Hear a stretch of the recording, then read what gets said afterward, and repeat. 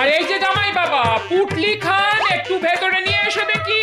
এই ভারী পুটলি বয়ে বয়ে আমার হাত দুটো কনকন কনকন শুরু করে দিল রে বাবা রে।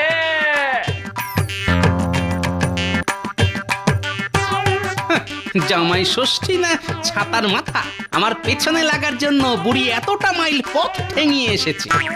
একেই বলে গিন্নির জ্বালায় অস্থির, তার উপর আবার শাশুড়ি মা, যাকে বলে একটার সঙ্গে আরেকটা একদম বিনামূল্যে।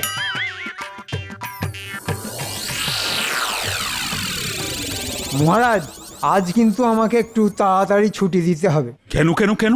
আজ বুঝি তোমার জন্মদিন? আগে না মহারাজ, আজ যে জামাই ষষ্ঠী, বউকে নিয়ে শ্বশুর বাড়ি যেতে হবে যে। আমার বানানো কয়েকটা ওই পাচকগুলি সঙ্গে করে নিয়ে যান মন্ত্রী মশাই, খাওয়া দাওয়ার পরে কাজে লাগতে পারে।